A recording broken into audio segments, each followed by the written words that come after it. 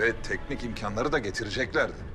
Para ve teknik bilgi yalnızca onlar. Sultan pun menjawab, apakah hanya mereka yang memiliki uang dan teknologi? Kita akan melakukannya bersama Jerman. Aku akan mengirimkan pesan kepada temanku, penguasa Jerman, William. Kami akan membuat proyek rel kereta api bersama-sama. Setelah mengatakan itu, tiba-tiba Dostum Alman İmparatoru Wilhelm'e bir davet göndereceğim.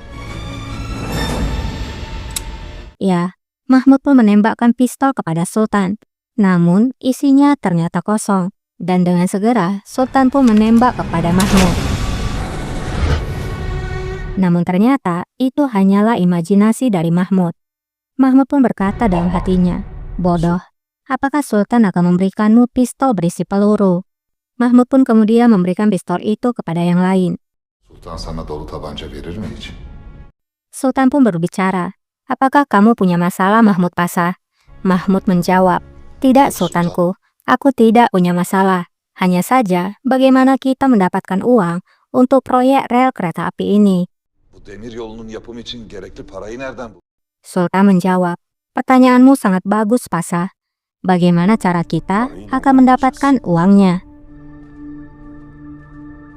Tiba-tiba seorang pasha yang kini memegang pistol itu berkata, Sultanku, pistol ini berisi peluru. Mahmud yang berniat membunuh Sultan pun, ia merasa sial, karena ia menduga pistol itu kosong. Di lain sisi, Ibu Omer menyuruh Zeynep untuk membuka pintu karena Omer sudah pulang. Saat pintu dibuka, Zeynep yang melihat kakaknya telah keluar dari penjara, ia pun sangat bahagia. Ayah Omer yang cerewet kemudian berkata, masuklah ke dalam, jangan berdiri di depan pintu.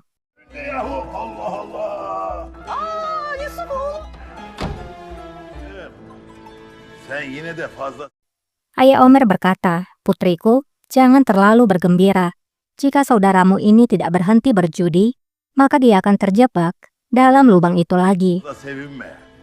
Abin olacak Haydar. Hadi geçin içeri, hadi sofra hazır.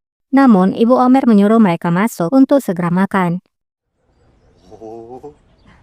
Yahu uğraşma çocuklarla. Ibu Omer berkata, jangan berkata tidak baik kepada anak-anak. Ayah Omer pun menjawab, istriku, aku tidak berkata buruk kepada siapapun. Aku hanya menginginkan mereka menjadi orang yang berguna. Ibu Omer menjawab, bersabarlah. Mereka akan memiliki pekerjaan bila sudah tiba waktunya dan hidup mereka akan teratur. Ayah Omer pun menjawab, kamu bilang bila sudah tiba waktunya. Istriku, apakah kamu tidak bisa melihatnya atau kamu buta? Benim gözlerim kör ya da seninkiler. Tamam bey. Ibu Omer pun menjawab, baiklah, tapi jangan beri mereka waktu yang sulit. Bu kadar gitme üstüne. Yusuf tiba-tiba datang dan berkata, tenanglah Paman Asim, kami akan melakukan segalanya, jangan khawatir. Ayah Omer pun menjawab, baiklah, kita akan melihatnya nanti. Yusuf langsung makan duluan. Zeynep kemudian berbicara, kakak, itu adalah makanan Omer. Yusuf tanpa rasa bersalah menjawab, makanan ini sangat enak. Tuhan memberkati tanganmu. Omer tidak bermasalah dan menjawab, nikmati saja makananmu saudaraku.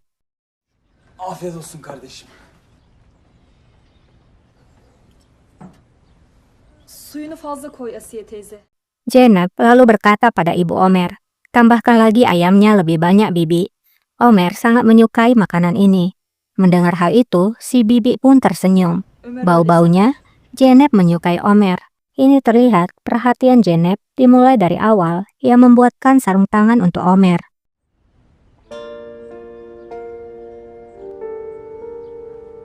Afiyet olsun. Allah razı olsun. Zeynep lalu bertanya, pekerjaan apa yang kalian lakukan berdua kakak? Yusuf menjawab, aku bertemu seorang pria di penjara dan dia akan membantu kami. Ayah Omer duduk di sana dan kemudian berbicara, mulai sekarang kamu akan tinggal di sini. Yusuf pun berkata, bagaimana bisa Paman Asim? Ibu Omer pun menjawab, tidak masalah, karena Zeynep telah membantu banyak pekerjaan rumah. Dia sudah seperti anak perempuan bagiku sekarang. Kami akan membuatkan kasur bagimu di dalam ruangan Omer. İşlerinde o artık benim kızım sayılır. Çek atarız. Asiye Sultan'a Omer tidak keberatan, dan sambil bergurau, Omer berkata, apakah kamu akan membantah perkataan Aisyah Sultan saudaraku? Yusuf pun menjawab, apapun yang dikatakan oleh Aisyah Sultan, maka baiklah. Karşı gelmek yakışır mı kardeşim? Asya Sultan ne diyorsa o. Kita beralih dulu ke Vienna. Di dalam kantornya Hezrel, Sarah datang ke ruangan Hezrel dan bertanya apa yang ia lakukan. Hezrel menjawab, aku sedang menghitung kekayaan orang Yahudi. Mereka benar-benar punya banyak uang. Hezrel pun membacakan kekayaan masing-masing keluarga. Rothschild ailesi 500 milyon altın, Morgan ailesi 475 milyon, Hirsch ailesi 325 milyon. Ketika semua uang ini dikumpulkan, maka kita bisa menyamai sebagian kekayaan di dunia ini. Meskipun Yahudi sekaya ini, namun mereka tidak memiliki negara. Sarah pun menjawab, itu memang menyedihkan. Karena itu, mereka memilihmu untuk menyelesaikan hal ini, Hezrel. Jika kamu bisa mendapatkan dukungan dari semua orang Yahudi, maka kekayaan mereka itu akan ikut. Hezrel pun menjawab, aku tahu. Sarah pun kemudian mengatakan, ada pesan dari Mahmud Pasha. Ia mengatakan bahwa kita akan menyelamatkan Hiram dari Sultan segera. Selain itu, seluruh dunia harus diyakinkan bahwa dia adalah pendeta Kristen yang tidak bersalah. Bantulah merpati perdamaianmu di sini. Keşiş olduğuna bütün Avrupa inanmalı. Şimdi kardeşinize yardım edin yazmış. Setelah mendengar pesan itu, Hezrel pun menjawab, Mahmud Pasha benar-benar orang yang berbahaya. Dia telah belajar bagaimana memainkan konspirasi. Sarah pun menjawab, aku akan menulisnya. Hezrel pun berkata, baiklah, tuliskanlah ini.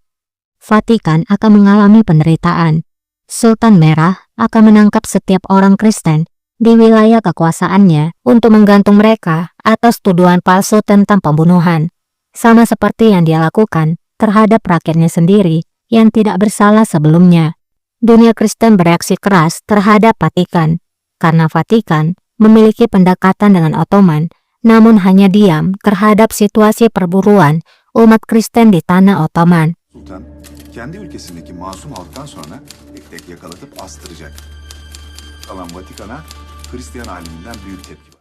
Setelah mengucapkan isi artikel itu, Hezrel pun berkata, kirimkan artikel ini ke surat kabar lainnya juga.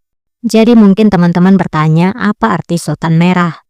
Sultan Abdul Hamid diberikan julukan sebagai Sultan Red atau Sultan Merah yang mengartikan penindasan dan kekerasan terhadap kaum minoritas, terutama terhadap orang Armenia, Kristen, dan kelompok politik oposisi, dan itu diberikan oleh pers barat. Hezrel pun akan pergi, lalu Sarah bertanya, kamu akan pergi kemana? Hezrel menjawab, Rabi akan memilih siapa yang akan naik mimbar di Kongres Yahudi. Kalau aku terpilih berbicara di mimbar itu, maka jalan ini yang akan membuatku semakin dekat menjadi pemimpin Yahudi. Yolda açılmış